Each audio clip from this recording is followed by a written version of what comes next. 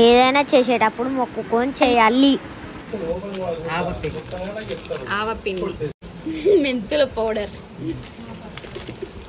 జీలకర్ర పౌడర్, మొత్తం ఈ పౌడర్లు వేసినాక మొత్తం కిందికి మీదకి కలుపుకోవాలి. కారం పొడి ఇది సపరేట్ ఉంటుంది కదా, ఈ ఉప్పు కూడా సపరేట్ ఉంటుంది పచ్చడిది. నార్మల్ మనం యూజ్ చేసి ఉప్పు వేయొద్దు కదా.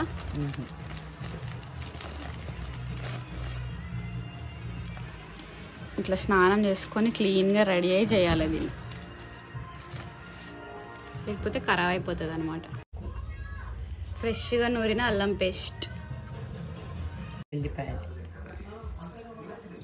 పల్లీల నూనె కదా, పల్లీల నూనె మంచిగా కాగబెట్టి జీలకర్ర వేసి కలుపుకోవాలి.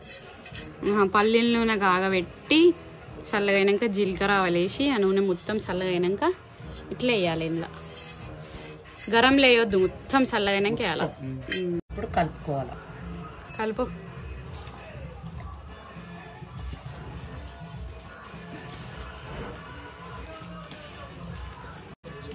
ఇంతేనా, ఇంకేమైనా వేస్తావా? ఇంతే.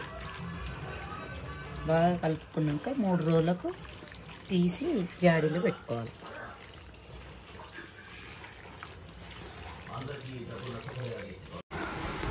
త్రీ డేస్ అయినాక మంచిగా మక్కుతుంది కదా. దాని తర్వాత టేస్ట్ జాడీలోకి ఎత్తుకోవాలి. మన ఉప్పు గట్ట తక్కువ ఉంటే కలుపుకోవాలి. నేనైతే ఇప్పటి వరకు కలపలేదు. పర్ఫెక్ట్ ఉంటుంది నేను నా కొలత. మా మమ్మీ పచ్చళ్ళ ఫేమస్ కదా. ఇదంతా ఓకే కానీ మాకైతే కొత్త కొత్తలోనే మంచిగా అనిపిస్తుంది, తర్వాత బోర్ కొట్టేస్తుంది. అందరికి అంతేనా? ఇంకొకటి ఏంటంటే ఇదంతా మిక్స్ చేసినాక జాడీలకు తీస్తారు కదా, లాస్ట్కి బగోనలా కొంచెం అన్నం వేసి కలిపి తినిపిస్తుంది మా మమ్మీ మా అందరికి. బా సూపర్ టేస్ట్ ఉంటుంది అది కదా నిషాన్? మస్తు ఉంటుంది. గుమ్మగుమ్మలాడించే స్మెల్ ఇంట్లోనే. ఏంది?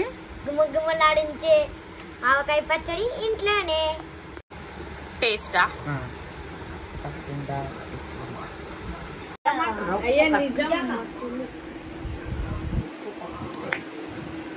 బా సూపర్, వెరీ వెరీ టేస్టీ.